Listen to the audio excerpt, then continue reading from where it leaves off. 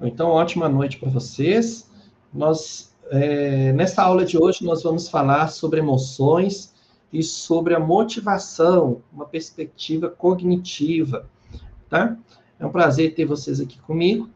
E um livro interessante que eu acho bom, assim, para quem está em começo de carreira na psicologia e quer entender mais sobre as emoções, sobre os sentimentos, e ter também estratégias, né, para você usar no seu consultório, né, muitas planilhas, formulários interessantes, por exemplo, o registro diário das emoções, minhas emoções e seus desencadeantes, né? Quais são as partes da emoção, por exemplo, a sensação, as crenças, os objetivos da emoção, os comportamentos, as tendências interpessoais. Eu indico esse livro, que é Não Acredite em Tudo que Você Sente. Então, na verdade, não existe uma emoção ruim. Existe pessoas que não dão conta de se regular emocionalmente, tem uma dificuldade para poder ter esse controle emocional, e isso acaba trazendo consequências negativas na vida de uma pessoa. Mas as emoções têm funções, são funções importantes. O medo, por exemplo, tem uma função de autoproteção, né, para você não entrar na frente do carro de qualquer jeito, olhar para atravessar, né, você não querer abraçar um pitbull que está andando na rua, né, então, assim, o medo é importante, a surpresa é importante. Imagina você dar um presente para uma pessoa no Natal e ela não demonstra nenhuma emoção, né, nenhum sinal de agradecimento, né? Isso é complicado. Então, assim, as emoções, elas nos ajudam a interagir melhor com as pessoas, né, na sociedade. Então, assim, claro que vai ter aquelas pessoas com mais dificuldade de expressão emocional, mas as emoções são adaptativas, né? E quem aqui experimentou hoje uma, uma sensação de desesperança? Você ficou desanimado, achando que nada vai dar certo.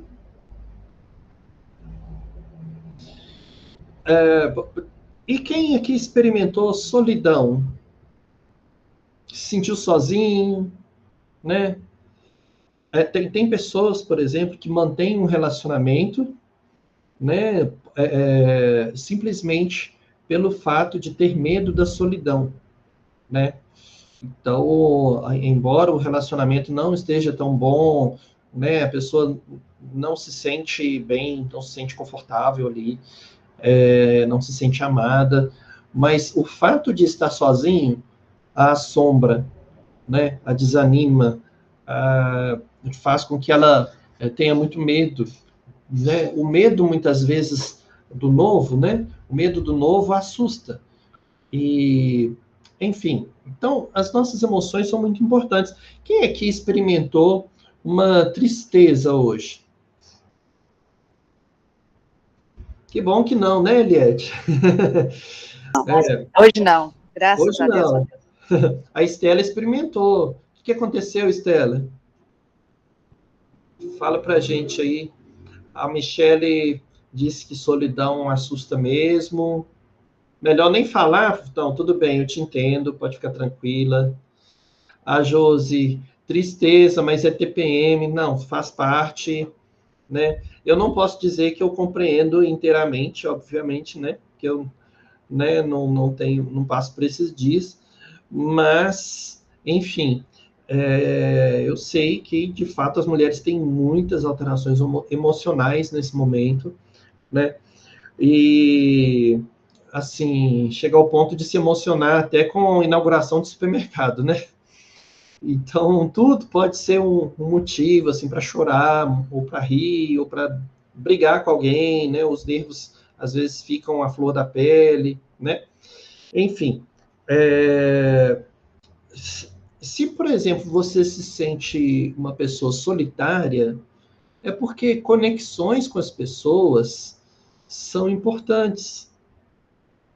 Você sente que estar próximo às pessoas, né, é importante. Se você sente raiva, né, é sinal que você quer ser tratado com respeito. Você não aceita qualquer coisa sobre você, né? Quando você sente que alguém está tentando te prejudicar, você luta pelos seus direitos. Então, a raiva é importante, né? Por exemplo, se você sente ciúme, é porque você percebe que o seu relacionamento, de certa forma, está ameaçado. Então, você quer, de certa forma, cuidar desse relacionamento. Você não quer, assim, simplesmente entregar o seu parceiro, a sua parceira, para uma outra pessoa. Então, assim, nós temos uma capacidade muito grande de sentir emoções, de expressar as emoções também, né? E você pode sentir emoções, por exemplo, quando você escuta uma música, quando você tira uma nota boa numa prova, quando você tem uma festa de aniversário surpresa. Isso tudo faz com que você se sinta emocionado. E é interessante que as nossas emoções têm algumas partes, né? Por exemplo, uma das partes da emoção é a sensação corporal. Você sente essa emoção no corpo, né? Quando você sente medo, por exemplo, dá aquele frio na barriga, coração acelera, né? Quando você sente alegria, né? O seu corpo também tem toda uma alteração. Então, assim, as emoções trazem alterações fisiológicas, né? Elas trazem alterações no nosso corpo. E elas podem também afetar a forma com que a gente se comporte, né? Uma pessoa que sente uma raiva, por exemplo, ela vai se comportar agressivamente, ela vai falar mais alto, vai fechar a mão, às vezes, para preparar para dar um soco, né? Então, assim, eu lembro de uma pessoa, ele já era idoso e era um taxista, e aí, ali próximo ao Hospital João 23, tem uma faixa de pedestres, e aí ele ficou um pouco em cima da faixa de pedestres ali. E aí o pedestre que foi atravessar falou assim: "Ô, seu roda dura". E aí esse homem pegou a chave de roda do carro e saiu correndo, deixou o táxi com o cliente dentro, deixou com a porta aberta e tudo, e foi correr atrás do cara que chamou ele de roda dura. Abandonou o carro, deixou lá na terceira faixa, no sinal, e foi correr atrás do cara. E o rapaz gritando, todo mundo gritando: esse cara é doido, ele é doido. Aí que ele caiu em si e voltou para dentro do carro e seguiu viagem. Mas olha só, a falta de controle emocional que ele tinha. Então, não tem problema você sentir emoções. A questão é, a emoção tem você? Você tem emoções. E a emoção te tem? A emoção domina completamente a sua consciência? Então, esse que é o problema, né? Quando a pessoa não consegue ter um controle emocional, a tal ponto que ela tem prejuízo social, tá? Então, hoje nós vamos falar um pouco sobre isso, ok? Então, deixa eu só passar o slide aqui. Bom, o que seriam as emoções, então, de acordo com a psicologia cognitiva? As emoções são estados afetivos complexos resultantes da avaliação cognitiva de eventos em relação a objetivos pessoais. Diferentemente de concepções puramente fisiológicas, a abordagem cognitiva enfatiza que as emoções emergem de como interpretamos e atribuímos significado às situações. E é interessante a gente ver isso porque Na verdade, não tem problema você sentir uma emoção. A questão é o que você vai fazer com ela, né? Então, assim, um mesmo estímulo, uma mesma situação, pode trazer um desconforto muito grande para o Joãozinho e não significar nada para o José, né? Então, isso é interessante, né? A forma que a gente reage às situações tem muito a ver com a nossa história de vida, com as frustrações que a gente já passou na vida, né? Então, assim, será que você tem uma alta ou uma baixa resistência à frustração? Por exemplo, crianças em fase de desenvolvimento, elas têm mais dificuldade de lidar com o não. E elas podem expressar aquilo e aquele córtex pré-frontal ainda não está totalmente desenvolvido, né? Então ela pode chorar muito, ela pode espernear, fazer uma pirraça, certo? E ela precisa de um adulto para tentar controlá-la emocionalmente, acolhê-la, né? Às vezes dar um abraço, abaixar na mesma altura dela, olhar no olho e falar: olha, eu estou aqui, eu sei que não é de acordo com o que você quer, você queria de outro jeito, né? O que você está sentindo?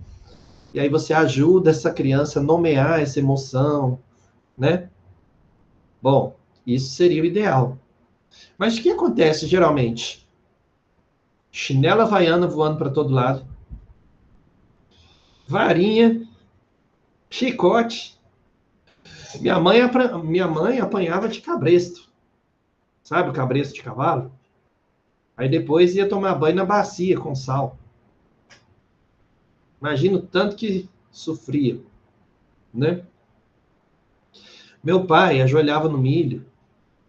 Na época dele tinha palmatória na escola também, né? Então tinha palmatória, tinha joelho no milho, enfim. Será que precisa disso tudo? Dessa agressividade toda? Para poder tratar uma pessoa, no caso a criança, que está em fase de desenvolvimento? Acredito que não. Pode ser que o que falta, na verdade, é uma habilidade de comunicação. E muitos pais se sentem frustrados em não conseguir entrar no mundo da criança e acabam cometendo algumas atrocidades.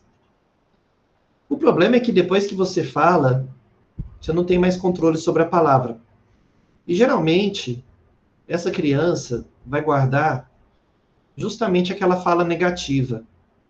Sabe quando o pai ou a mãe está decepcionado, vira para a gente e fala assim: eu já cansei de você, parece que você não entende, você é burro, você é irresponsável, é desorganizado. Isso vai ficando na cabeça dessa criança e adolescente e vai se tornando uma profecia autorrealizadora, né?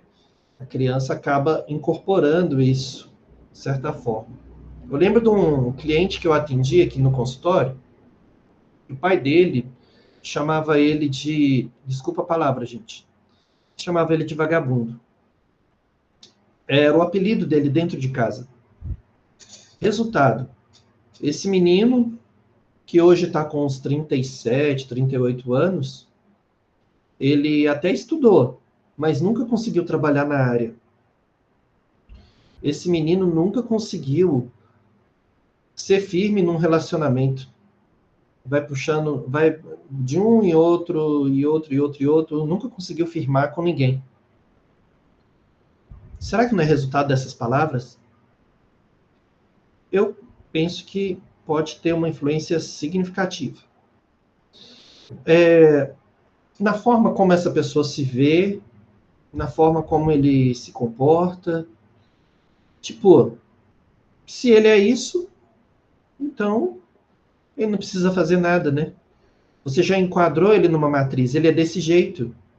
Ele passou a não acreditar nele mesmo, sim. Sempre inseguro, sempre muito tímido, sempre com uma dificuldade muito grande. E qual que foi o recurso dele? um mecanismo de compensação que ele arrumou, substâncias químicas, né? Ele acabou entrando aí no mundo das drogas. Então, assim, exatamente. Então, é uma situação muito difícil. É que os pais, às vezes, não percebem as consequências das suas ações. Assim, parece que é difícil ser criança numa sociedade tão apressada. Você quer que o seu filho haja sempre no seu tempo, no seu ritmo, do seu jeito. E aí você percebe pais que não conseguem conversar com os filhos, não conseguem interagir com eles, brincar com eles, né? E isso tudo pode trazer consequências. Por que eu trouxe o assunto da criança? Porque ela está em fase de desenvolvimento. O cérebro está em desenvolvimento, ela está aprendendo a lidar com as emoções. E é importante que os adultos também tenham um controle emocional para lidar com os filhos. É engraçado que a gente valoriza muito essa questão da inteligência emocional, do controle emocional das empresas. Mas você pode lidar muito bem com seus colegas de trabalho, mas às vezes com as pessoas mais próximas, em casa, com os filhos, com os irmãos, com a mãe, né? Você pode ter essa dificuldade. Mas perceba que não é a situação em si que causa esse desequilíbrio emocional. Frequentemente isso está associado à nossa avaliação cognitiva, a como nós avaliamos a situação. Se uma criança ela discorda de você, ela diz um não, e aí o pai simplesmente, sem escutar essa criança, pune, briga, xinga, eleva o tom de voz, essa criança passa a não ter tanta liberdade para conversar sobre qualquer coisa aí com os pais, e vai virar um menino inseguro, né? Aquela correção, às vezes, se torna parte da identidade desse menino, e isso depois pode trazer consequências mais graves no futuro, né? Então, assim, a questão é a seguinte: imagine você na sua casa e seu filho derruba um copo na mesa, derruba um copo d'água. Qual que é a sua reação? Você xinga, você corrige, você pega um pano para enxugar as coisas, você xinga esse menino. Agora vamos colocar o contrário. Você derrubou o copo, você derrubou a água. Você se xinga da mesma forma? Se pune da mesma forma? Então, é por isso que eu estou trazendo isso sobre essa questão da gestão emocional, que não deve acontecer apenas num ambiente de trabalho, né? Deve acontecer em todas as áreas da vida da pessoa. Ah, professor, mas isso não é fácil. Não é fácil controlar a emoção. Ninguém está dizendo que é fácil, tá? Algumas pessoas vão ter mais facilidade que outras, frequentemente devido ao tipo de personalidade dessa pessoa. Por exemplo, você tem pessoas que são mais impulsivas. Professor, desculpa interromper, mas tem aluno querendo entrar na aula. Tá automático aqui, a pessoa pode entrar, tá entrando automático. A aluna falou que precisa de um código. Tem código nenhum não, gente. Isso deve ser negócio do e-mail dele lá. Tenta com outro e-mail, então, porque tá automático. Tá bom, obrigada. Nada. Aqui tá autorizado todo mundo, tá? Pede para trocar de e-mail para tentar entrar de novo, tá bom? Bom, então, vamos lá. Observe que o que conta, então, é a avaliação cognitiva da situação, né? A questão não é você derrubar um copo sobre a mesa. A questão é qual que é a avaliação que você faz disso.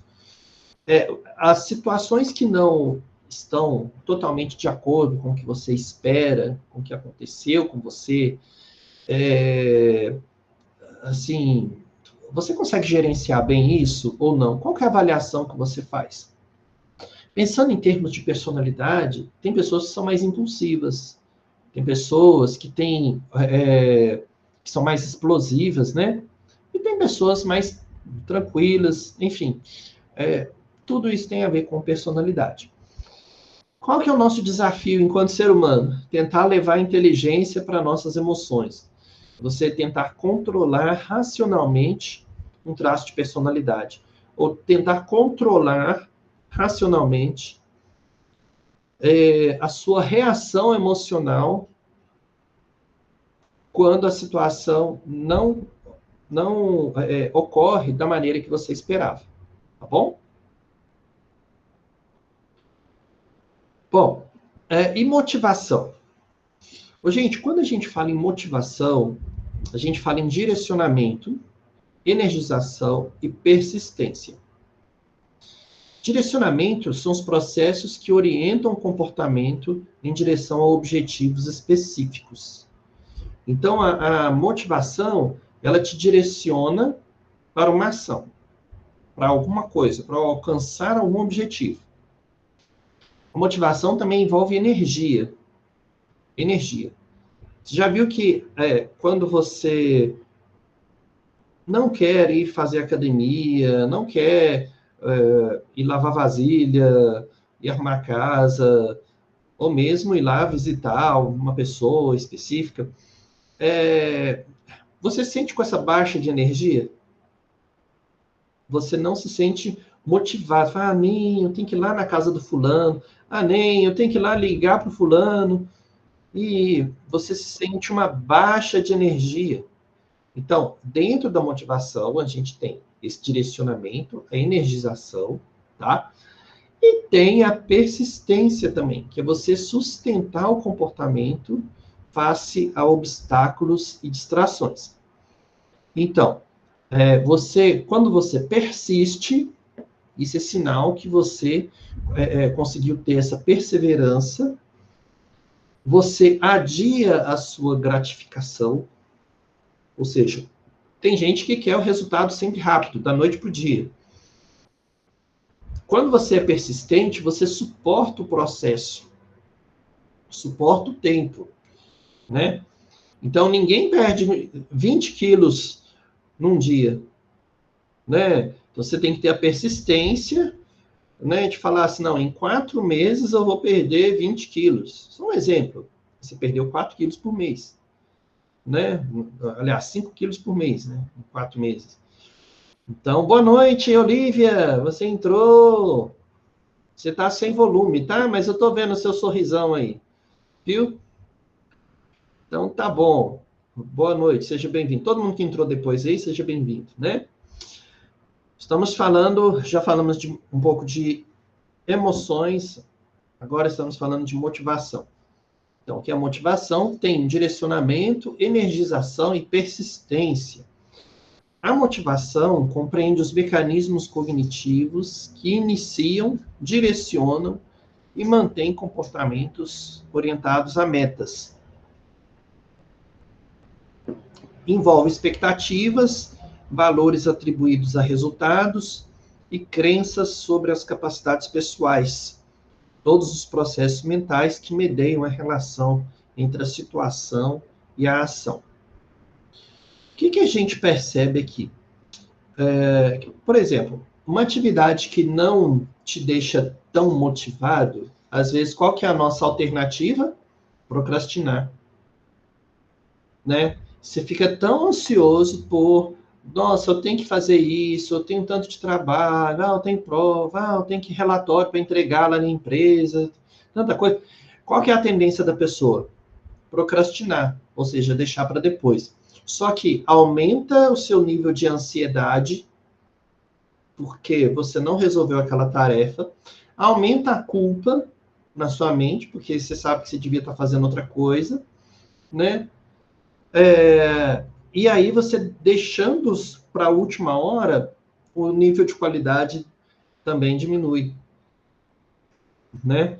Então, existem pessoas que têm essa dificuldade, às vezes, de começar pela tarefa mais difícil, né? Imagina se a gente fizesse as coisas só quando se sentisse plenamente energizado, né? Então, assim, muitas vezes a nossa disciplina tem que ser maior que a nossa motivação para a gente alcançar o resultado, né? Então, para que você consiga alcançar as suas metas, né, os seus resultados, você precisa ter essa disciplina também. Bom, a gente pode fazer uma ligação entre as emoções e a motivação, né? Então, emoções e motivação constituem sistemas cognitivos profundamente entrelaçados. As emoções fornecem informações avaliadoras sobre a relevância de eventos para nossos objetivos, enquanto a motivação direciona recursos atencionais e comportamentais para lidar com esses eventos, né? A avaliação cognitiva serve como mecanismo integrador. Ao interpretar uma situação, geramos simultaneamente respostas emocionais e ajustamos prioridades motivacionais. Essa perspectiva cognitiva permite compreender como pensamentos influenciam tanto o que sentimos quanto o que buscamos. Então, tem uma conexão entre emoções e motivação, né? As emoções nos fornecem informações sobre o ambiente, sobre as situações que estão acontecendo, né? E a avaliação cognitiva nos ajuda a interpretar isso, né? E a gente ajusta as nossas prioridades, certo? Vamos supor que você está no ponto de ônibus, esperando o ônibus, ele está demorando muito. Qual a emoção que vem? Nossa, estou com medo de chegar atrasado. Ou estou com raiva desse ônibus, dessa empresa de ônibus. Aí, não sei, você vai ter alguma emoção ali, com certeza. Aí, a avaliação cognitiva que você faz disso vai dizer se você vai desistir de esperar o ônibus, vai pegar um Uber, ou vai sair andando, vou chegar em casa a pé, né? Ou se você vai pegar um táxi, então qual que vai ser a resposta que você vai dar, né? Então, é justamente a partir dessa avaliação cognitiva. Bom, deixa eu mudar aqui o slide. Bom, e aqui eu trouxe para vocês sobre as emoções básicas. Uma característica interessante das emoções básicas é a universalidade transcultural. Ou seja, elas são reconhecidas em diferentes culturas através de expressões faciais consistentes, de acordo com Paul Ekman. Então, seja no Japão, no Paquistão, ou no Alasca, ou no Brasil, né, existe uma universalidade da expressão emocional. O que pode diminuir é essa intensidade dessa expressão emocional, dependendo do lugar. Você não pode expressar uma alegria, né, lá no Paquistão, no Afeganistão, como você expressa essa alegria aqui, né? Então, assim, existem diferenças culturais. Porém, todo ser humano vai ter essa universalidade da expressão facial consistente, né? Uma outra característica da emoção básica é a rapidez de processamento. Ela é muito rápida, né? Então, quase que instantaneamente, você fica muito surpreso, ou fica com medo, ou fica com raiva, ou fica com nojo. É quase que instantâneo, é muito rápido isso, tá bom? E a base evolutiva, né? Funções adaptativas relacionadas a desafios recorrentes na história evolutiva humana, né? Então, se a gente pegar, por exemplo, lá o Homem das Cavernas, que tinha que sair correndo para poder buscar a caça, né? Então, ali ele precisava ter raiva, por exemplo, ele precisava ter o medo, né? De certa forma, ele precisava ser ansioso, né? Porque a ansiedade te prepara para lutar ou para fugir. Então, evolutivamente, nós passamos por isso, né? A gente precisa, né, utilizar essa emoção de acordo com o estímulo. Se for para você correr, se for para você conversar, lutar, negociar, né? As emoções vão ter um papel muito importante. E padrões, perfis fisiológicos distintos. São padrões específicos de ativação do sistema nervoso autônomo para cada emoção. Tá? Bom, deixa eu ir para o próximo aqui. Paul Ekman coloca 6 emoções básicas. Então, a gente tem a alegria, que é a avaliação de sucesso na obtenção de objetivos. Isso promove uma aproximação, promove exploração, tá? A gente tem a tristeza, que é a avaliação de perda ou um fracasso irreversível. Isso facilita retraimento e reavaliação. Observe que todas as emoções têm funções. Tá? O medo, você avalia a ameaça iminente, prepara a fuga ou comportamentos defensivos. A raiva, você avalia um obstáculo ou uma ofensa, mobiliza recursos para a confrontação. O nojo, você faz a avaliação da contaminação ou violação de normas, isso promove uma rejeição, né? Então, por exemplo, quando você vê uma situação assim que te desagrada muito, né? Seja um alimento estragado, ou seja, alguém tratando com preconceito uma outra pessoa. Isso te gera nojo, te gera repulsa, sabe?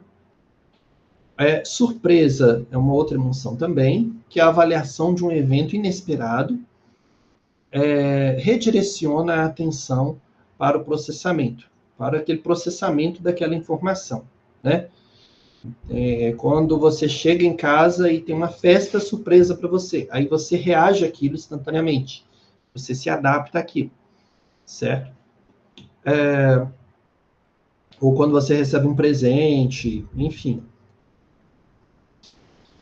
Depois, Paul Ekman identificou uma 7ª emoção fundamental, reconhecida por suas características distintivas e a sua função adaptativa.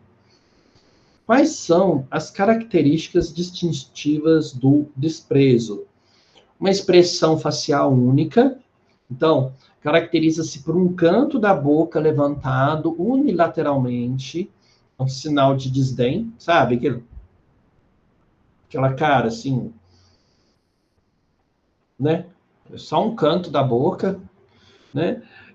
Diferente do nojo, aliás, então tem essa expressão facial única e tem uma função social. Reforça hierarquias sociais, permitindo categorizar outros como inferiores, o que justifica esse distanciamento. Aí a gente pode comparar também o desprezo versus o nojo e a raiva, né? Diferente do nojo, que é uma versão física, e da raiva, que é uma resposta a obstáculos, o desprezo envolve um senso de superioridade e a crença de que o outro é indigno ou inferior, visando desvalorizar e excluir. Percebeu a diferença entre nojo, desprezo e raiva? O nojo geralmente é uma aversão física, né? Você comer um tomate estragado, né? Uma aversão física. Ou sentir um cheiro muito ruim, né?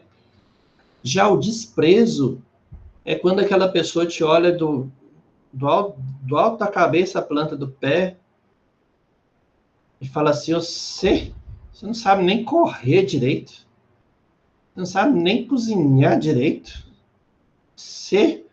Eu lembro de um coleguinha meu, coleguinha, eu tô sendo bem benevolente, tá? Era da 6ª série, era descendente de alemão. E aí ele virou ele virava para a gente, né, para os coleguinhas, falava assim, isso eu tinha 11 anos de idade, eu lembro disso, seu ser semi-inferior. Caraca, maluco! Seu ser semi-inferior.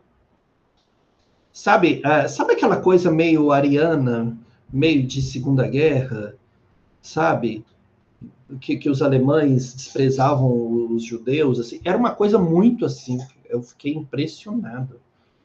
Ele virou para mim e falou assim, nossa, você não sabe nem correr direito na educação física. Exatamente, Stephanie. Começou com 6 emoções, e aí depois Paul Ekman descobriu essa 7ª emoção, que também tem essa expressão facial única em todas as culturas, né? E aí ele considerou também que ela é uma emoção básica, tá? Aí o desprezo também é considerado uma 7ª emoção básica, tá? Mas, enfim, espero que você não tenha sentido tanto desprezo aí, né? Mas não é uma coisa muito agradável, não. Tá bom? Enfim, mas pense bem. Dentro dessas emoções, quando a gente pensa aqui, alegria, surpresa, né? Alegria e surpresa são emoções positivas. Positiva no sentido de te acrescentar prazer, tá? Já as emoções medo, nojo, tristeza e raiva são consideradas emoções negativas, tá? Só que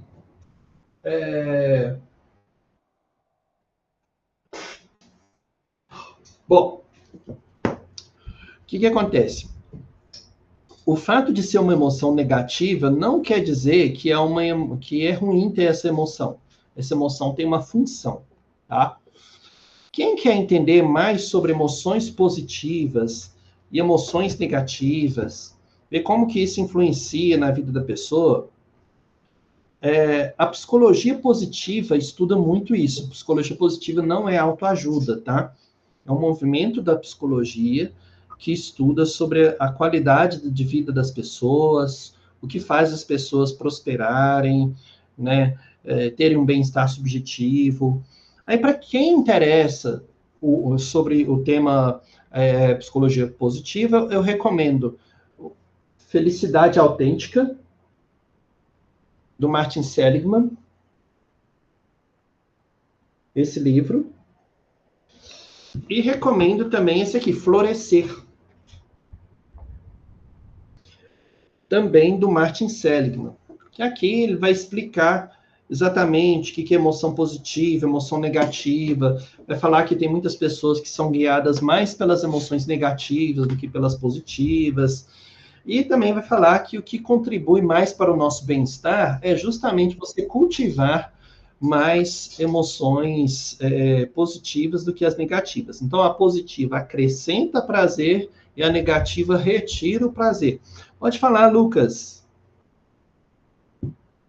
Professor, uma dúvida. Uhum. Eu ouvi falar, nunca pesquisei o assunto, em relação às pessoas que têm a psicopatia, de que nelas tem a falta de algumas emoções. E aí, como a gente sabe que emoção é um fator universal, como que funciona no caso para eles, que eu não sei se é isso mesmo, que tem essa ausência de emoções? Bom, na verdade, eles sentem algumas emoções, sim, tá? Eles sentem algumas emoções, geralmente aquelas que mais convêm. Inclusive, por exemplo, se ele não consegue alcançar o objetivo que ele queria tanto, ele fica muito desanimado. Ele se sente muito mal, né? Então, assim, existem algumas emoções, sim, que ele sente. Agora, muitas vezes ele finge emoções. Ele finge emoções também, justamente para alcançar um objetivo que ele quer. Tem um outro livro que eu indico, que, assim, essa mulher já virou mais uma influenciadora digital do que uma psiquiatra em si. Ana Beatriz Barbosa Silva tem esse livro, Mentes Perigosas, que ela fala também sobre o psicopata, tá? Fala que o psicopata mora ao lado. Quando a gente olha o DSM-5, o que é o DSM? Esse é o DSM. É o Manual Diagnóstico e Estatístico de Transtornos Mentais, tá? Aqui você tem como você classifica todos os transtornos mentais que existem e que já foram catalogados aí. Pela medicina, pela psiquiatria. E aqui no DSM não tem escrito psicopatia. Você vai ter transtorno de personalidade antissocial. Inclusive, tinha antigamente uma outra nomenclatura, que é sociopatia. Você já deve ter ouvido falar do sociopata, né? Mas é mais uma questão de nomenclatura, uma nomenclatura mais antiga, tá? Mas aqui você vai ter algumas descrições específicas sobre as pessoas que têm transtorno de personalidade antissocial. A questão é que, nesse caso, às vezes a psicopatia, ela gera uma curiosidade muito grande nas pessoas, até porque ela, às vezes, é até glamourizada aí pelas séries, pelos filmes, né? É interessante ver aqueles filmes de investigação policial, Criminal Minds, né? Havaí 5-0, e aí tem lá aqueles psicopatas, teve aquele Dahmer, não sei o quê, que furava a cabeça dos meninos com furadeira, enfim. Isso é muito glamourizado pela mídia, né? Mas dizer que eles não sentem emoção nenhuma está errado também. Todo mundo, de certa forma, sente alguma emoção, tá?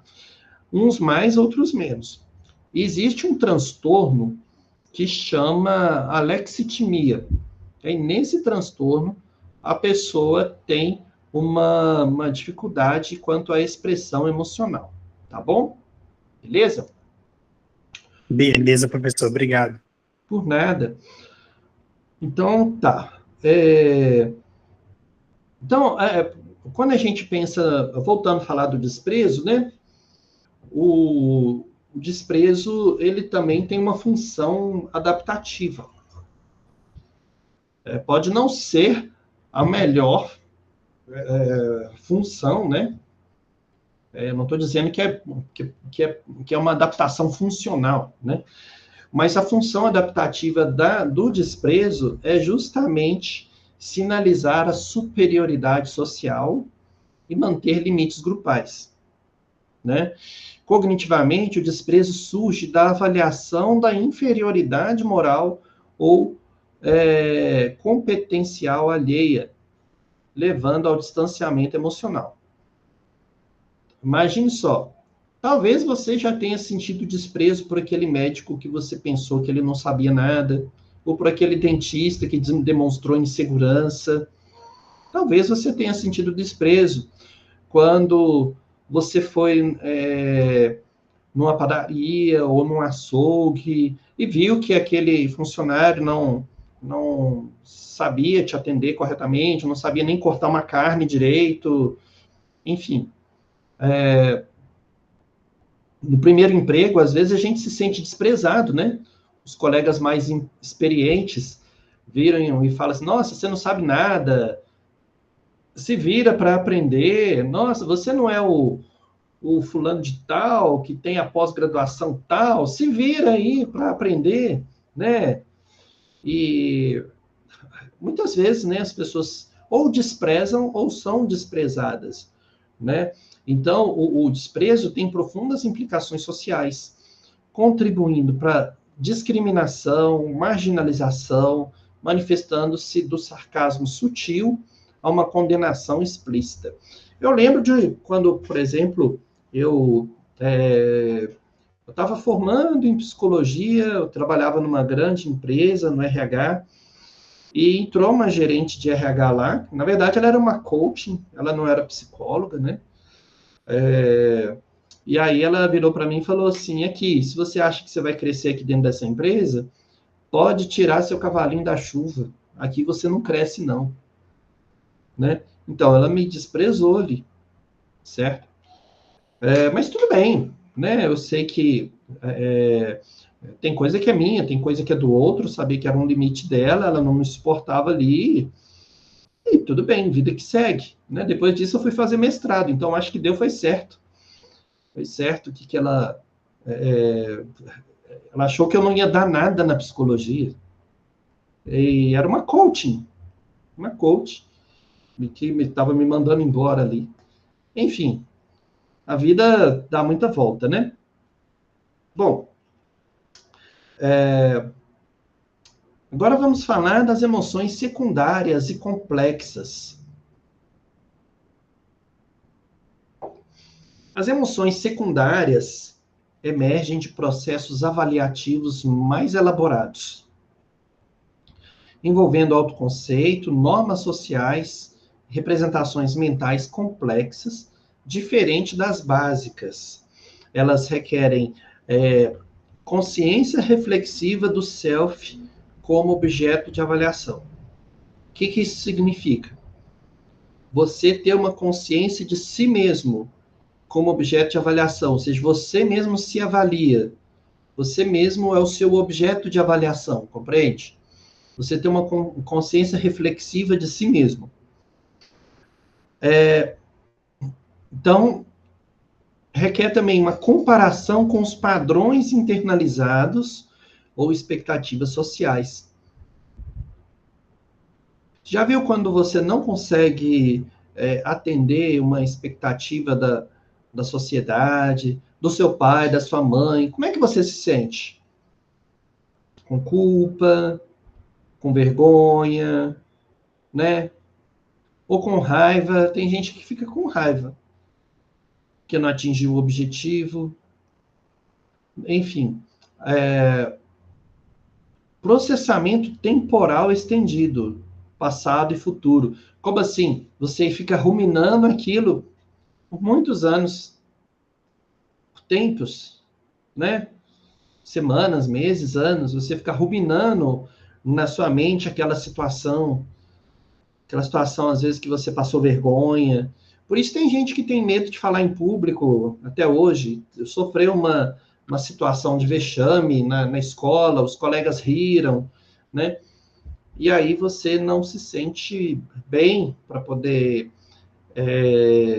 falar em público novamente. Isso perdura por anos, né? Uma integração de múltiplas dimensões avaliadoras. Muita coisa que você fica ali avaliando. Então, algumas emoções secundárias e complexas. Existe a vergonha, a culpa, o orgulho, a inveja, o ciúme. Então, a vergonha surge de situações em que você se sente exposto, humilhado, né? A sua fraqueza é exposta. Eu lembro, quando eu entrei no doutorado, eu era muito tímido. Nossa, eu era tímido demais. Doutorado, hein? E aí, só que, assim, doutorado é um desafio muito grande. Todas as leituras que você tem que fazer são em inglês. A professora, a orientadora lá não aceita referências em português. Tem que ser tudo em inglês ou francês, né? Então, é um desafio muito grande. E aí eu lembro que eu fui a fazer uma apresentação de trabalho, aí minha orientadora falou assim, pois é, junta a informação que é nova com a timidez, dá isso aí, ó. Nossa, mas que vergonha que eu fiquei. Simplesmente ela desprezou, eu tinha esforçado, só que na hora que ela colocava tanta pressão emocional e tudo, que todo mundo ficava nervoso. Não te deixava à vontade, sabe?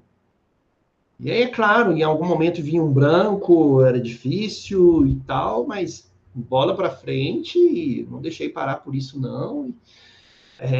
Só que a forma que ela falou ficou na minha mente durante muito tempo. Nossa, junta a timidez com a falta de informação, ou informação recente, né? Não lembro exatamente como é que ela falou. Dá isso aí, ó. Foi terrível, simplesmente acabou comigo. Eu lembro de uma outra situação, que aí foi numa defesa de mestrado que eu assisti. O rapaz estava defendendo a dissertação de mestrado dele, e aí os membros da banca, né, geralmente ficam 4, 5 doutores lá na frente, avaliando o trabalho das pessoas, né, e o rapaz, olha, isso aqui é uma dissertação de mestrado, isso aqui é a minha dissertação. O orientador, aliás, o membro da banca avaliadora falou assim, olha, não falou comigo não, isso é a pessoa que eu estava assistindo. Ó, você pode aproveitar isso aqui da sua dissertação. O resto aqui é lixo. É lixo. Imagina falar isso num auditório cheio de pessoas assistindo. Como é que a menina chorou depois? Né? Teve que refazer a dissertação dela. Enfim. Como que você reagiria numa situação dessa? É difícil até a gente prever. E saber que existem pessoas assim que parece que gostam de ver a tristeza, a humilhação do outro, né? Então, de fato, é muito difícil. Mas, enfim. Então, uma outra categoria de emoção são as emoções mistas. A gente vê uma simultaneidade avaliatória. Uma nostalgia, por exemplo. Então, você tem uma combinação de tristeza, aqui é uma perda temporal, com uma alegria. Então, você combina tristeza com alegria, né? Tristeza é uma perda temporal. Com alegria, tem a ver com memórias positivas. E aí reflete numa avaliação dupla. A valorização de eventos passados e o reconhecimento da sua inacessibilidade presente. Então, imagina isso. Ó. Você, quando formar, talvez você fique triste de perder o contato com muita gente, mas você vai ter memórias positivas, espero que dessa aula, né? E de outras tantas que vocês tiveram e vão ter ainda. E uma alegria também por já se formarem em psicologia e irem para o mercado, ajudar outras pessoas, mas vem essa nostalgia, nossa, no meu tempo lá na faculdade era bom, eu conheci tanta gente legal, né? Não tinha tanta cobrança, agora no mercado eu tenho que fazer captação de cliente, gestão de consultório, fidelização de cliente, isso tem que estudar, fazer pós-graduação, nossa, na graduação era tão melhor, aí você vai ficar com aquela nostalgia, né? Aí tem essa emoção mista agridoce, né? Que é a coexistência de prazer e dor em relação ao mesmo objeto. Emerge quando avaliações positivas e negativas ocorrem simultaneamente sobre aspectos distintos de uma situação. E uma esperança ansiosa. A integração de antecipação positiva, o objetivo desejável, com a incerteza aversiva, ou seja, a probabilidade de não obtenção, né? Demonstra múltiplas dimensões avaliadoras ativas. Então, assim, é uma mistura de será que vai acontecer? Será que vai dar certo? Como? Ah, isso não der certo, e agora? Como é que vai ser minha vida? Né? Por exemplo, quando você vai procurar um emprego, esperança ansiosa, né? Você quer melhorar de vida, quer um lugar que te pague bem, que preferencialmente que seja na sua área de atuação, né? Imagina você aqui consegue um estágio remunerado numa Anglo América, numa mineradora Vale, na Fiat, ou, sei lá, no hospital, né? Vai trabalhar como estagiário de psicologia no hospital Sara Kubitschek, Felício Roxo, Santa Casa, enfim. Imagina você conseguir isso. É muito bom. E aí, o que acontece? a gente se comporta a partir do significado que a gente atribui àquilo que existe. Como assim? Se aquilo é muito importante para você, isso gera em você maior ansiedade. Se aquilo é muito importante para você, na hora da entrevista é natural você gaguejar, natural a perna tremer, ficar sem ar, coração acelerar mais rápido, né? Natural, isso pode acontecer, porque a sua avaliação cognitiva sobre aquele evento é uma avaliação de que aquilo vai ser muito bom, muito importante para você. Então, é natural que o seu corpo reaja dessa forma. Ah, professor, mas eu costumo manter a calma, eu não sinto nada disso, não. Falei, que bom, ensina pra gente. Monta um curso, vende lá na Hotmart pra gente. Então, geralmente, as pessoas têm reações emocionais significativas, dependendo do nível de significado que ela dá para aquela situação. Tá? Isso é normal, natural, de todo ser humano. Tá bom? Bom, aí aqui falando da composição das emoções secundárias. Por exemplo, a inveja, né? A inveja envolve tristeza, raiva e nojo, né? A vergonha envolve medo, tristeza e autocrítica. O ciúme envolve o medo, a raiva e a tristeza, né? Medo. E tem casos, por exemplo, de você ter um nojo também aqui no ciúme, né?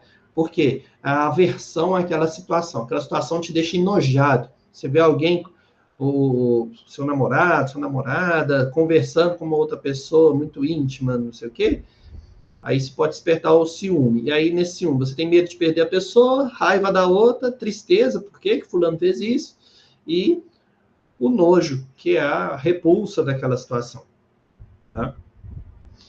Então, as emoções secundárias e complexas, frequentemente, não são monolíticas, mas sim uma fusão de emoções mais básicas.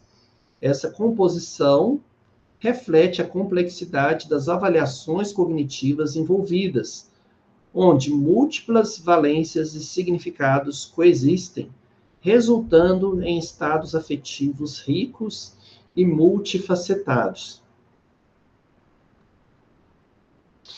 E aqui é interessante a gente pensar sobre inteligência emocional. É uma habilidade cognitiva muito importante, né? Inteligência emocional refere-se à capacidade de reconhecer, compreender e gerenciar as próprias emoções e as dos outros. Ela transcende as emoções básicas e secundárias, envolvendo processos cognitivos superiores de avaliação, regulação e interação social. Na inteligência emocional, você tem uma autoconsciência, ou seja, você consegue identificar e compreender os seus próprios sentimentos, as suas forças e as suas limitações. Na inteligência emocional, você também tem a autorregulação, que é você gerenciar os impulsos, humores, adaptando-se a diversas situações. Na inteligência emocional, você também tem empatia, que é perceber e compreender as emoções, as necessidades e perspectivas alheias. E você tem também habilidades sociais, que é influenciar, inspirar, gerenciar conflitos eficazmente nos relacionamentos. Então, assim, é uma tentativa de levar a inteligência para as nossas emoções. Como eu disse para vocês, muitas dessas características estão presentes na nossa personalidade. Você controlar um traço de personalidade não é fácil. É um desafio, mas o principal aqui é que a pessoa desenvolva essa autoconsciência. Para você perceber, por exemplo, quais são os seus gatilhos emocionais. O que é que te desestabiliza? O que faz com que você perca o controle, né, diante dos filhos, diante do chefe, diante das pessoas, dos seus clientes? O que é que tira você do controle? E você começar a observar no seu próprio corpo como que o seu corpo reage a isso, perceber aqueles sinais e ver quais são as estratégias que funcionam para você. Algumas pessoas têm que respirar mais fundo, outras têm que sair daquele ambiente, outras, para dar conta disso, precisam escrever. E aí você vai escrever o que está acontecendo, você vai fazer uma catarse emocional ali, vai desabafar ali naquele papel, ok? Mas nem toda estratégia funciona para todo mundo. Você precisa descobrir aquilo que funciona para você, tá bom? Bom, a cultura influencia nas emoções complexas. A cultura modula substancialmente as emoções secundárias através da especificação de scripts avaliatórios, ou seja, normas sobre quais situações devem eliciar quais emoções. São regras de sentimento, né? A cultura influencia os conceitos emocionais também. Quais são as categorias linguísticas que organizam e diferenciam experiências afetivas específicas? Imagina você chamar o seu amor de um nome de palavrão. Tá errado. Não tá estranho isso? Você chamar o seu chefe de meu querido, minha querida, meu amado. Tem hora que não cabe. E aí você precisa escolher as melhores formas, assim, de... Você precisa ajustar o seu comportamento a determinada situação. Imagina você chegar para um juiz de direito e falar com ele de qualquer jeito, igual você conversa com alguém no bar, na padaria. Pode soar como uma falta de respeito, né? Então, assim, a cultura, ela vai dizer para a gente, muitas vezes, até como a gente deve ou não expressar essa emoção, né? Exemplos incluem a Mai, que é a dependência positiva no Japão, né? O prazer no infortúnio alheio em culturas germânicas, conceitos sem equivalente direto com muitas línguas, né? O prazer na dificuldade, isso é próprio da cultura lá, de uma cultura lá na Alemanha, né? Enfim, existe uma teoria de avaliação cognitiva, a Fraser Theory, desenvolvida por Lazarus, Arnold e Scherer. Essa teoria postula que as emoções resultam de avaliações cognitivas sequenciais de eventos. Não é o evento em si, mas a sua interpretação subjetiva que determina a resposta emocional. Essa teoria oferece uma explicação parcimoniosa para a variabilidade emocional. Pessoas experienciam emoções distintas em situações idênticas, devido à diferença nas avaliações cognitivas realizadas. É o que nós falamos mais cedo. Você vai manifestar a sua emoção dependendo de como você vai fazer essa avaliação cognitiva, né? Voltando lá no início, quando eu falei para você daquele filho que às vezes, aquela criança, né, que irrita o pai, irrita a mãe, e o pai ou a mãe às vezes vem corrigir ele até com uma certa agressividade, né? O que a gente percebe aqui? Sabe qual que é a avaliação cognitiva que muitos pais ou mães, né, têm? Fulano, de 2 anos de idade, fulano tá querendo me enfrentar. Fulano tá me desrespeitando. Cara, Ele não controla nem a própria emoção. O cérebro dele não é desenvolvido suficientemente para conseguir se controlar emocionalmente.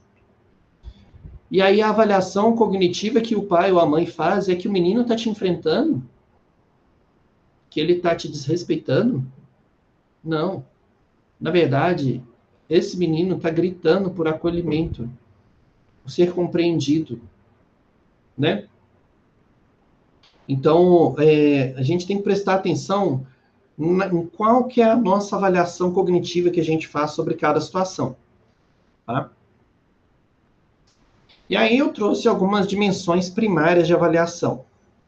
A primeira é a relevância motivacional. Então, o evento é relevante para os meus objetivos, para as minhas necessidades, para os meus valores? Se a gente pensa, por exemplo, numa pessoa que faz uma barbeiragem no trânsito, deu uma fechada no outro, né? A forma que você vai reagir àquilo, isso é relevante para os seus objetivos, para as suas necessidades, para os seus valores?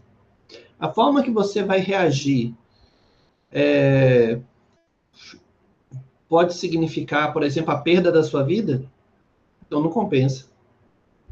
Tem gente que persegue o outro no trânsito. Já dei um exemplo aqui do taxista, né? Então, qual que é a relevância motivacional, né? Congruência motivacional. O evento facilita ou obstrui meus objetivos? Quer ver? Vamos pensar numa tarefa do trabalho que você precisa dar conta, um relatório para entregar no dia seguinte, enfim. E aí você precisa ter meta, você precisa se organizar, e talvez você não esteja tão motivado assim, mas para que você alcance o resultado em tempo, a sua disciplina tem que ser maior do que a sua motivação, né? E aí você muda o seu comportamento e tem que encontrar uma motivação ali, né, para poder cumprir essa meta. Eu lembrei daquela frase do Nietzsche. Nietzsche fala assim: quem tem um porquê suporta qualquer como. E isso é legal a gente pensar, né? Se você tem um sentido para aquilo, de certa forma, isso te dá força para se motivar mais, né? Para ser mais perseverante, né? Uma outra dimensão primária de avaliação é a agência, a responsabilidade, ou seja, seus valores de atitude, né? Quem ou o que causou esse evento? Foi o seu self? Foi os outros? Foi as circunstâncias? Isso tudo influencia na nossa avaliação cognitiva também, né? Lembra de quando eu falei para você do filho que derruba o copo na mesa? O copo d'água e entorna tudo?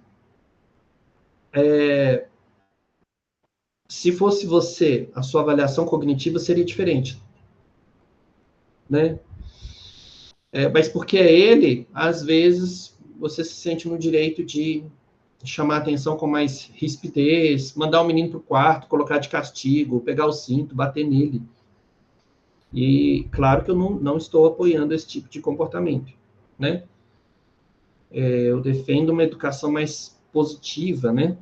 Em que você consiga estabelecer um diálogo construtivo, certo? Uma outra característica dessa avaliação cognitiva seria o potencial de coping. O que é coping? Coping seria a capacidade de você ressignificar, de você ter resiliência para resolver uma situação.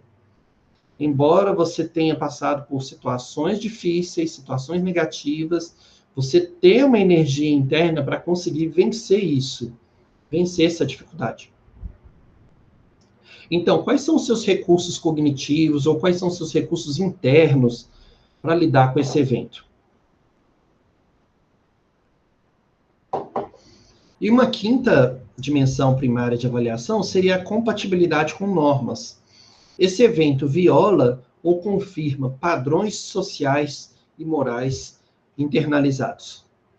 Então, aqui nós falamos de 5 dimensões primárias: relevância motivacional, congruência motivacional, agência, responsabilidade, potencial de coping e compatibilidade com normas. Por exemplo, da avaliação à emoção, a gente tem uma situação que é o feedback negativo de um professor sobre um trabalho acadêmico. O professor vira para você e fala assim: seu relatório está horrível, tem garrancho, está com português escrito todo errado, pouca fundamentação teórica, vou ter que te dar 0. O professor fala isso com a pessoa. Ah, professor, mas eu não tenho corretivo. Não tem dinheiro para comprar um corretivo. E ele estava com o vidro, com a lata de Coca-Cola na mão. E não tem dinheiro para comprar um corretivo. Tem alguma coisa errada aí, né? Bom, mas te dei essa situação. Feedback negativo do professor. Beleza. Quais são as avaliações alternativas? Caminho 1. Falhei por falta de esforço. Ou seja, falta de agência do self, do eu, né? E isso é controlável. Você agir, isso é controlável. Você consegue controlar isso, se você vai agir ou não. E aí, como você não agiu, aí você sente culpa, né? Caminho 2. Professor é injusto. Então, a agência é externa, né? Aí é incontrolável. Ah, foi culpa do professor, foi a culpa da professora. E aí você sente raiva, né? E o caminho 3, não tenho capacidade. A agência é o self, então é o seu self, o seu eu, né? Quando eu falo self, é o seu eu, né? E aí isso é incontrolável. Você se entende como uma pessoa que não tem capacidade. E aí isso te causa vergonha. Então, ó, a mesma situação oferece emoções distintas devido a padrões avaliatórios diferenciados. Então, seu padrão de avaliação foi diferente, né? Você pode entender um feedback negativo como uma oportunidade de crescimento, de reajuste de rota, de ajuste criativo, ou você pode achar que estão te perseguindo. Então, qual que é a sua avaliação daquela situação? E aqui eu trouxe para vocês o conceito de motivação intrínseca versus motivação extrínseca. Bom, o que seria essa motivação intrínseca? Seriam comportamentos executados pelo interesse inerente ou prazer na atividade em si. A recompensa é a própria execução da tarefa. Então, por exemplo, é aquele rapaz que está pintando um quadro, né? Ou que está escrevendo um livro, e ele gosta tanto de fazer isso, ele sente esse prazer tão intenso, que ele nem vê o tempo passar. Entra no que a gente chama de flow, dentro da psicologia positiva.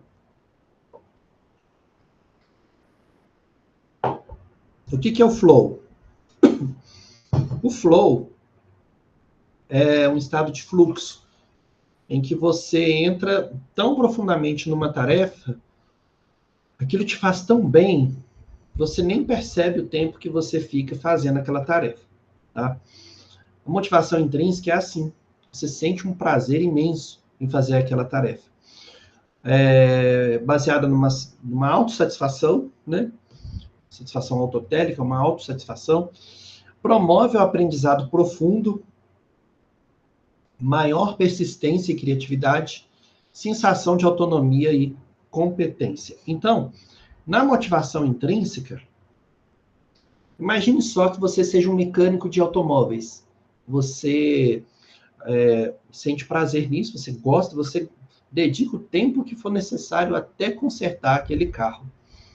Então, você sente essa motivação intrínseca.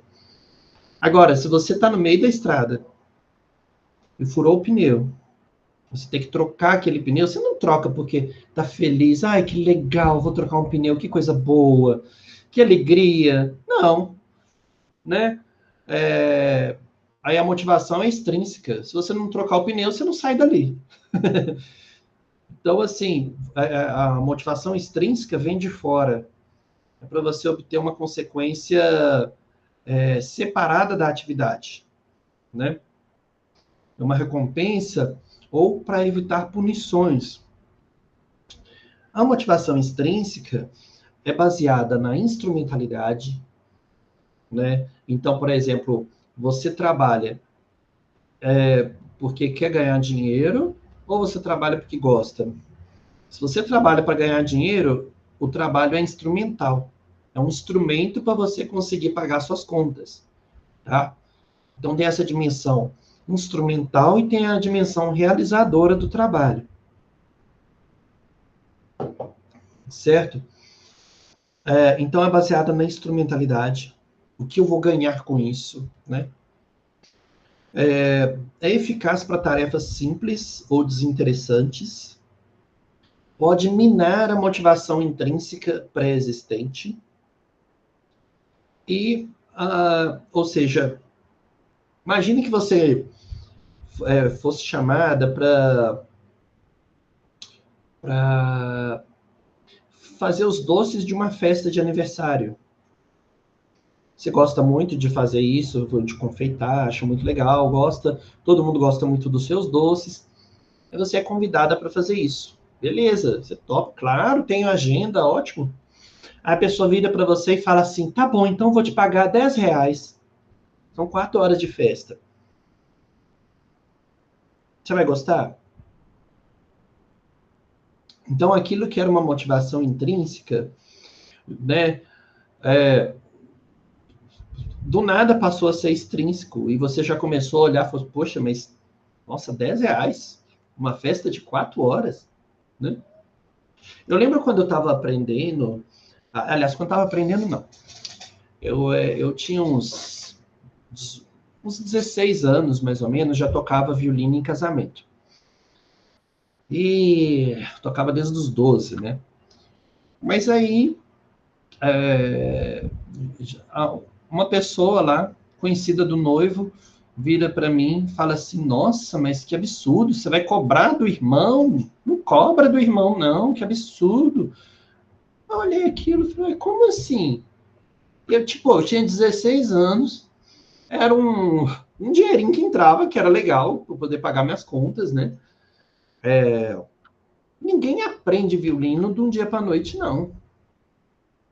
O instrumento é caro, né? Eu virei para ele e falei assim, aqui, aprende a tocar o violino e toca sábado que vem. Você faz de graça para ele?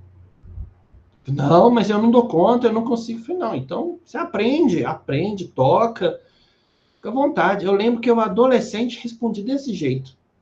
Claro que ele fechou a cara e saiu para lá, né? Mas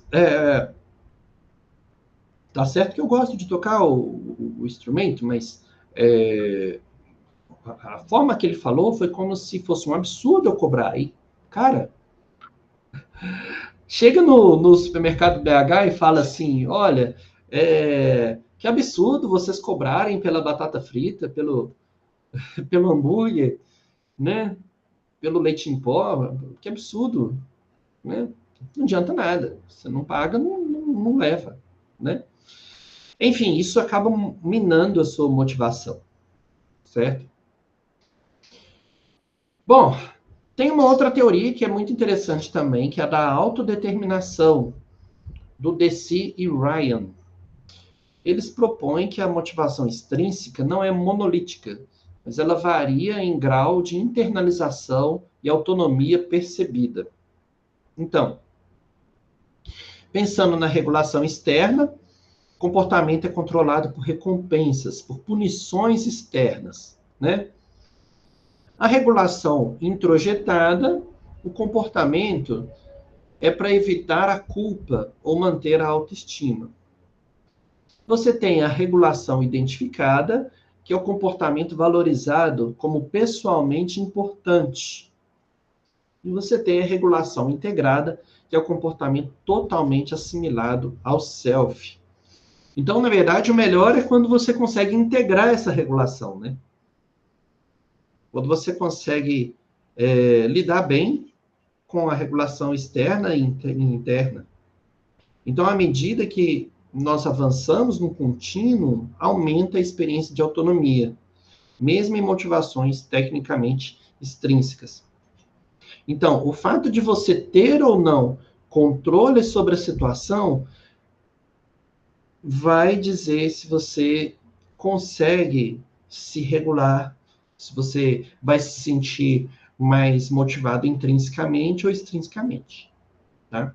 Essa é a teoria da autodeterminação.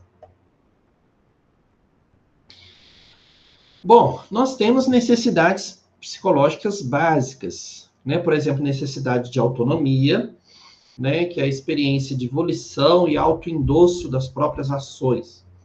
Ou seja, quando você consegue vivenciar com autonomia, né, as suas próprias ações, você se sente autor do seu próprio comportamento, tá?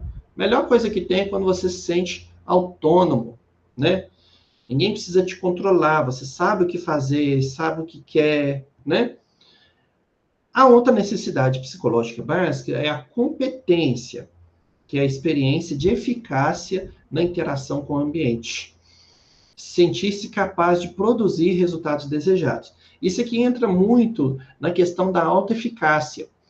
Quando a gente pega, por exemplo, uma das características da autoestima é justamente a autoeficácia, que é você ter certeza de que aquilo que você faz é bom, é bem feito.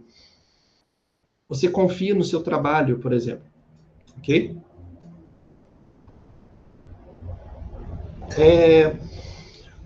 E uma outra característica aqui é a de pertencimento.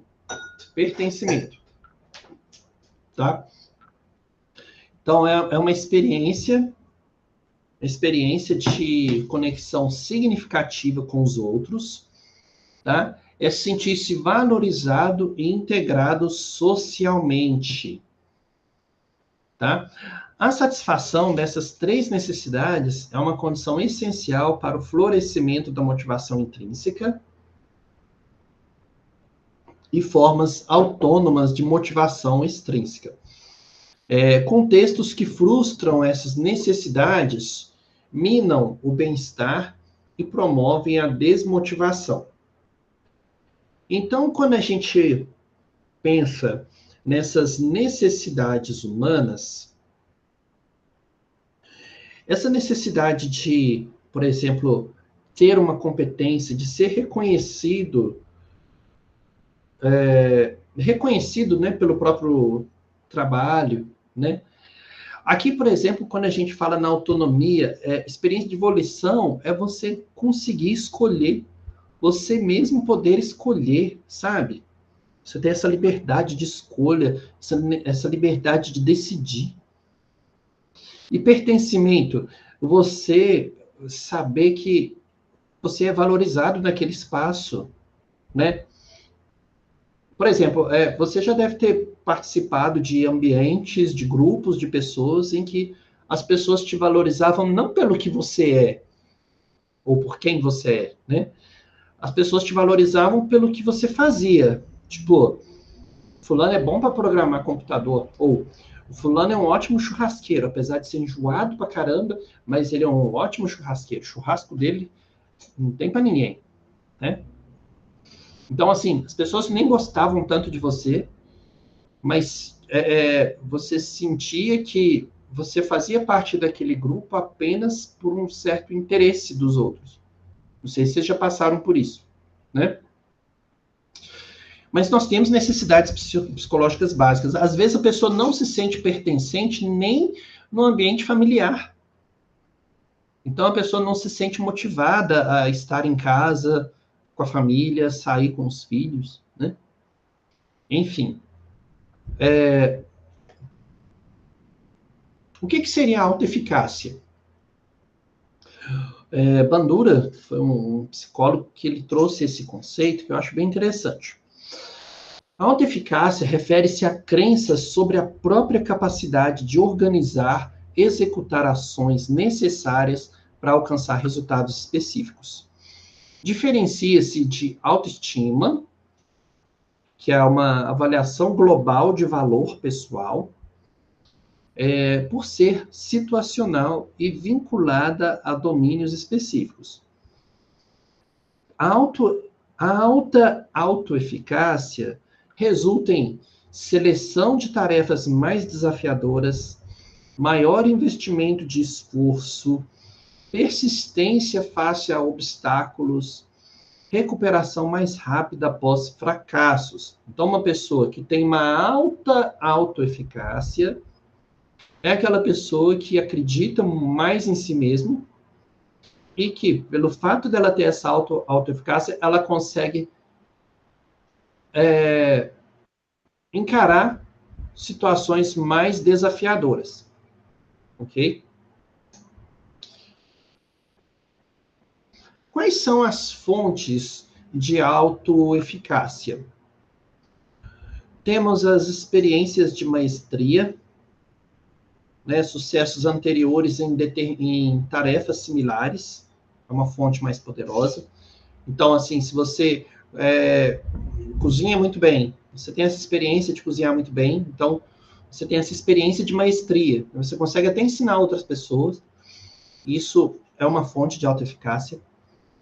Experiências vicárias, ou seja, experiências de vida, em que você observa outros similares obtendo sucesso também, né? Persuasão social, o feedback social convincente sobre as capacidades. Então, quando as pessoas viram para você e reforçam o seu valor, reforçam que você é bom naquilo, você é inteligente, é muito capaz, ninguém faz um relatório melhor que você, ninguém programa um computador melhor que você, você é uma pessoa, nossa, você cozinha muito bem, enfim, a persuasão social, são os reforços positivos que a sociedade vai te dando, né? E os estados fisiológicos, ou seja, a interpretação de ativação corporal como indicador de prontidão, né? Então, quando seu corpo reage bem àquela tarefa, por exemplo, né? Fontes de alta eficácia. Vamos pensar, por exemplo, numa pessoa na academia que consegue fazer determinado tipo de exercício, ele sabe que ele consegue, ele dá conta, tem estrutura, né? Eu lembro de uma pessoa que ele corria ali em volta da Lagoa da Pampulha, são 18 quilômetros, né? Todo dia ele corria lá. Quando ele não conseguia bater a meta dele, dos 18 quilômetros, ele ficava muito chateado mesmo, né? Porque, de fato, ele queria cumprir os 18 quilômetros, tá? Bom, agora uma interseção, né? As emoções energizam a motivação. As emoções energizam a motivação. Como que é isso, então? Né? As emoções não são meros epifenômenos, mas são componentes funcionais dos sistemas motivacionais. Elas sinalizam prioridades e alocam recursos. Então, vamos falar das emoções positivas e da motivação intrínseca.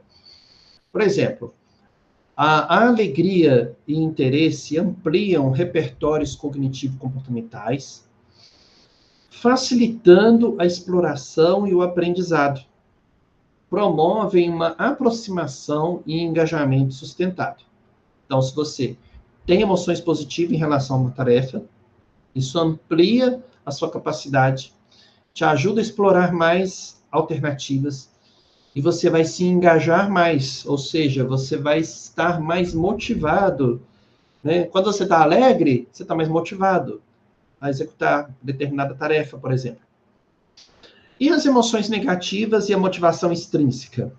Bom, a ansiedade e o medo podem motivar comportamentos defensivos ou de evitação. A culpa pode motivar a reparação.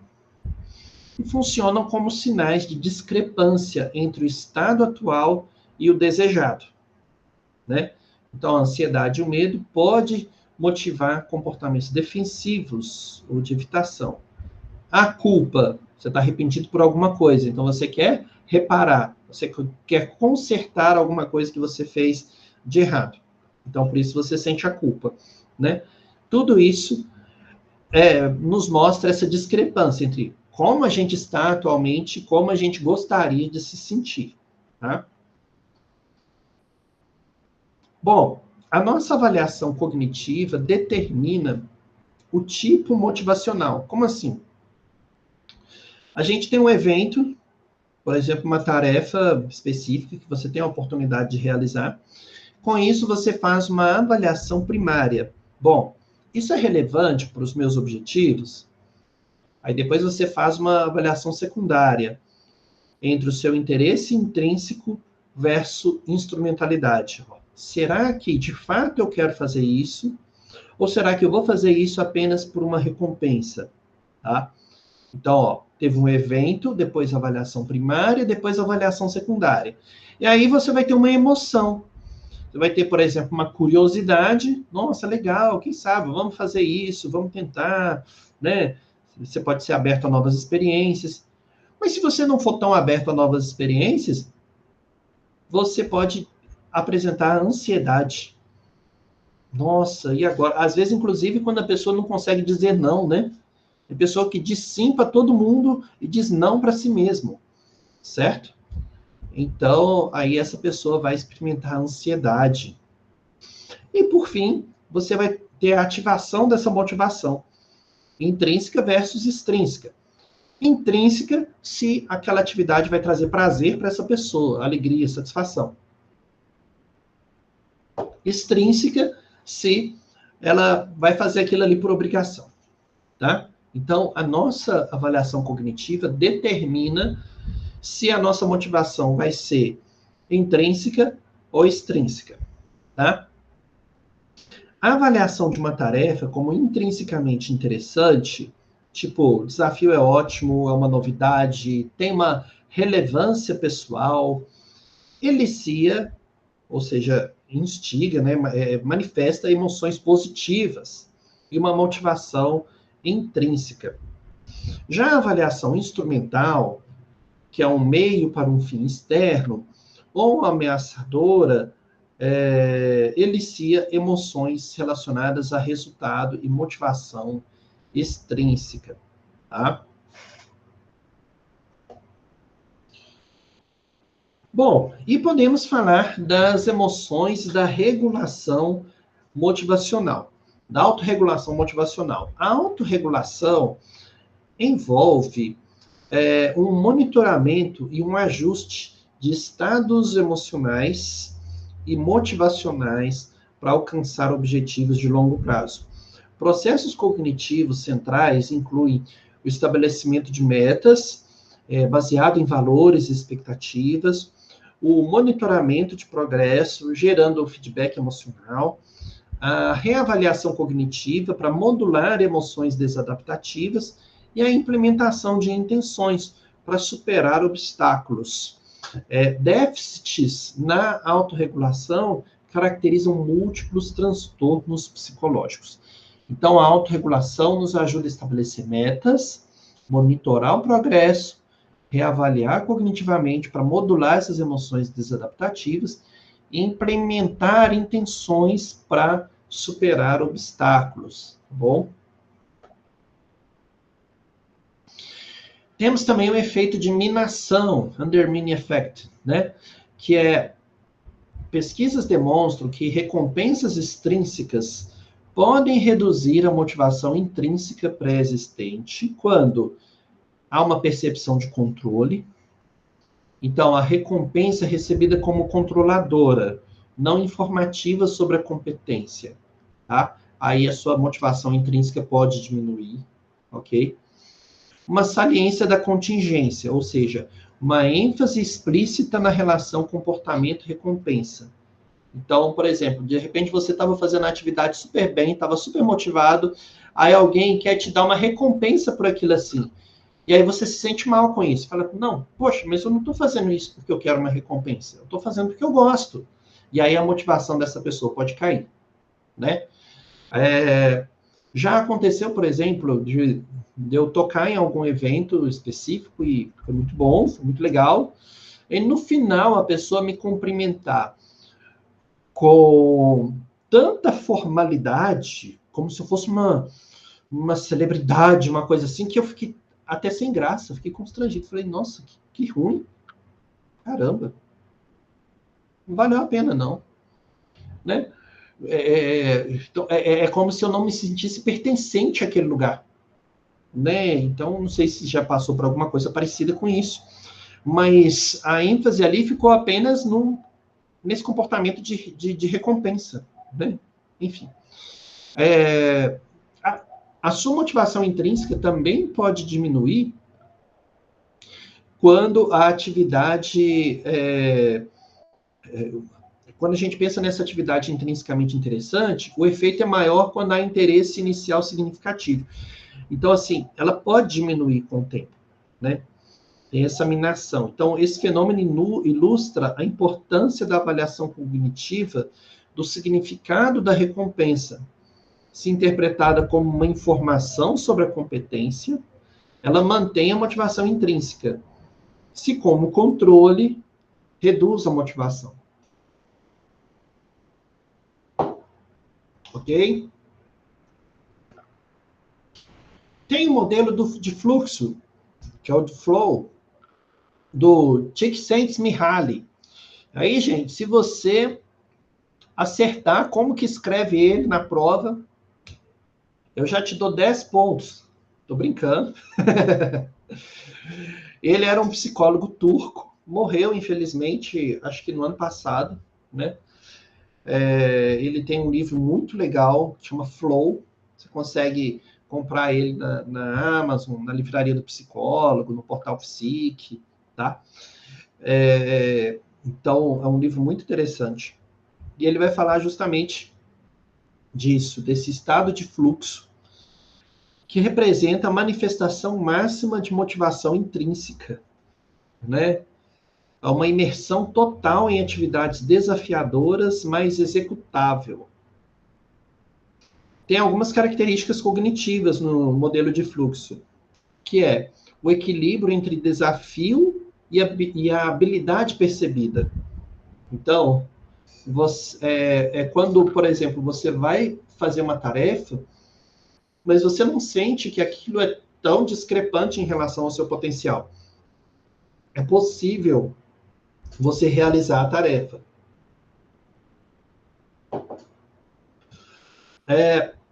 Metas claras e feedback imediato, né? Então, assim, por exemplo, quando eu estou tocando piano ou um violão, o feedback é imediato. A satisfação de estar tocando ali já é imediata. Você deve experimentar isso com alguma coisa. Tem gente que é com atividade física, tem gente que é com jardinagem, tem gente que é com fazer uma pizza. Então, assim, você entra em estado de flow como? O que é que mais te motiva intrinsecamente aí, a ponto de você nem ver o tempo passar? Você se concentra tanto que você está totalmente presente ali naquela tarefa, inteiro ali, tá? Você nem vê o tempo passar. Então, tem uma concentração intensa na tarefa presente. Há uma fusão entre ação e consciência. Você fica totalmente imerso ali, como se você tivesse mergulhado naquela atividade. Essas experiências de flow são experiências que contribuem muito para a nossa felicidade, para o nosso florescer humano, né? Por exemplo, pessoas que têm casos de depressão severa, muitas vezes na terapia nós podemos sugerir pelo menos que a pessoa lembre de atividades que ela realizava, que ela sentia muito prazer em fazer, e de repente ela parou. Isso é um convite a uma autorreflexão para a pessoa voltar, né, a fazer aquelas coisas que ela fazia antes e que faziam tão bem, certo? Então, assim, você tem uma fusão entre ação e consciência, há uma perda da autoconsciência reflexiva. Isso aqui é interessante, porque se você não vê nem o tempo passar, passa a hora do café da manhã, do almoço, café da tarde, aí você fala, não comi nada hoje, eu estou aqui tocando, eu estou aqui escrevendo, estou aqui pintando um quadro. Você nem viu o tempo passar, você estava no estado de flow, tá? Que é esse estado de fluxo, tá bom? uma sensação de controle sobre a atividade. A pior coisa que tem é quando você chega num lugar e você não tem controle de nada, né? Isso gera uma insegurança muito grande. Quando você tem uma sensação de controle, tipo, você sabe que aquilo que você faz, se faz bem feito, você tem o domínio daquilo ali, daquela atividade, essa sensação, ela te ajuda a entrar nesse estado de flow. Tem uma distorção da experiência temporal, né? Eu não vi o tempo passar. E uma experiência autotélica, ou seja, autônoma, né? O fim em si mesmo. Você não quer uma recompensa. Se você conserta alguma coisa, é simplesmente pelo prazer de consertar. Se você cozinha, se você pinta um quadro, é simplesmente pelo prazer da tarefa. Isso também te motiva. Então, quero ver se você sabe falar Csikszentmihalyi. Alguém arrisca falar Csikszentmihalyi?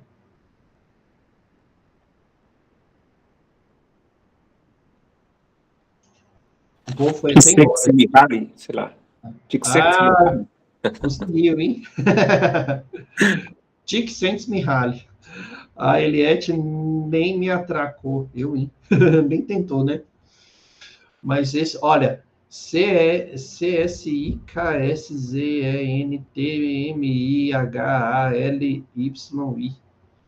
Pronto, depois a Olivia só letra pra gente aí, né, Olivia? Tô brincando. Csikszentmihalyi. Bom, agora vamos falar de procrastinação. Lembra que no início eu comentei com vocês sobre a procrastinação? Você fica tão ansiosa assim para realizar uma tarefa e às vezes desconfiado em relação ao seu próprio potencial, que uma reação comum é você deixar para depois, né? Só que isso aumenta esse nível de ansiedade e provavelmente você vai deixar a coisa para a última hora e não vai ficar tão bom, né? Então, tem um desconforto emocional inicial.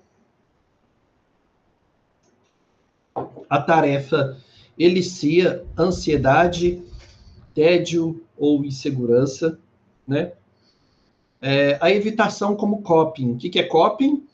Uma estratégia de enfrentamento. Então, a sua estratégia de enfrentamento nessa situação é a de evitação. E como é que você evita? Você adia aquela tarefa, porque tem a falsa ilusão de ficar aliviado emocionalmente num curto prazo, tá? E aí você tem um reforço negativo, que é a redução da emoção negativa, fortalece o padrão de evitação, né? E tem um ciclo autoperpetuante. Então, o adiamento gera mais ansiedade futura e culpa, né? Então, a procrastinação não reflete primariamente uma gestão de tempo deficiente, mas uma falha na regulação emocional. As intervenções eficazes focam em reavaliação cognitiva da tarefa e a tolerância ao desconforto inicial. Então, assim que a gente vai ajudar o nosso cliente, né? Ajudar ela a entender que ela está com dificuldade nessa regulação emocional. Nós vamos ajudar ela a fazer uma reavaliação desse pensamento, né? Uma reavaliação daquela situação, reavaliação cognitiva dessa tarefa, e ajudar ela a pensar sobre o que ela dá conta de fazer agora. Será que é uma tarefa muito grande, ela precisa fragmentar isso em tarefas menores, né? Então, você vai ajudá-la a tolerar esse desconforto inicial, tá bom? Bom, e nisso tudo a pessoa pode ter uma ansiedade de desempenho e alta eficácia, né? Então, a ansiedade de desempenho emerge quando a avaliação de demanda excede percepção de recursos, baixa alta eficácia. Essa discrepância avaliatória ativa sistemas de ameaça e emoções relacionadas ao medo, à tensão, consome recursos atencionais com preocupações, reduz a memória de trabalho disponível para a tarefa, promove evitação cognitiva e comportamental. O fortalecimento de crenças de autoeficácia através de experiências de maestria graduais, constitui uma intervenção central. Então, você ajudar essa pessoa, fortalecer as crenças dela de autoeficácia, de que ela consegue, que ela pode, que ela tem qualidade sim, você ajudar a pessoa a descrever essas qualidades, essas virtudes, essas forças, né? Não deixar essa pessoa acreditar mais na voz da incompetência ou na voz da autocrítica, do julgamento das outras pessoas, do que na própria autoeficácia. Bom? Depois vocês vão estudar mais para frente sobre a terapia cognitivo-comportamental, a chamada TCC, e nela a gente ajuda a pessoa a identificar essas avaliações cognitivas, você vai explicitar interpretações cognitivas que geram emoções desadaptativas e a motivação disfuncional, né? Depois, é feita uma reestruturação cognitiva, você vai ajudar a pessoa a desafiar as avaliações distorcidas para gerar interpretações alternativas mais adaptativas. Depois, vamos fazer experimentos comportamentais, vamos testar predições baseadas em avaliações, construir autoeficácia através de uma exposição gradual e, por fim, a promoção de autonomia, que esse é o maior objetivo, né? Facilitar a internalização de objetivos terapêuticos, fortalecer a regulação autônoma. Tá? Alguns exemplos de intervenções integradas. Então, o que a TCC trabalha muitas vezes? O registro de pensamentos, então a pessoa vai identificar a situação, fazer a avaliação dela, vai ver qual é a emoção e qual é o comportamento, né? Explicitando cadeias cognitivo-comportamentais, cognitivo-emocionais, motivacionais específicas do cliente, tá? Depois a gente faz um questionamento socrático, que é você examinar as evidências para avaliações automáticas, considerar interpretações alternativas e avaliar a funcionalidade de crenças.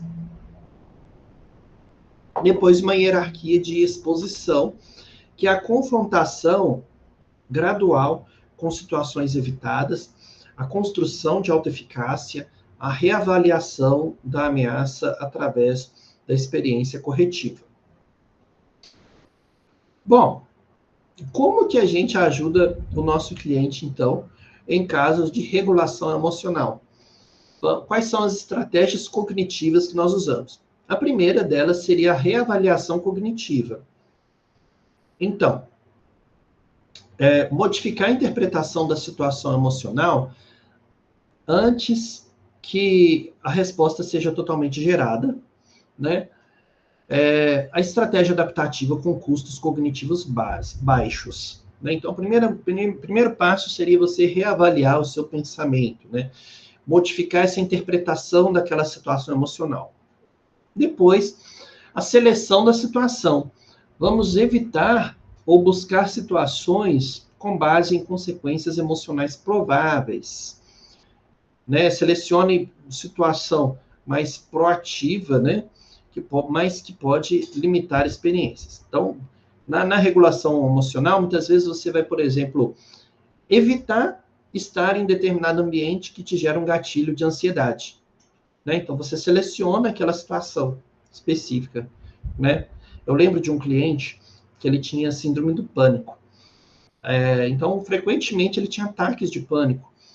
E, geralmente, ele sentia esse pânico quando ele se sentia observado por outras pessoas.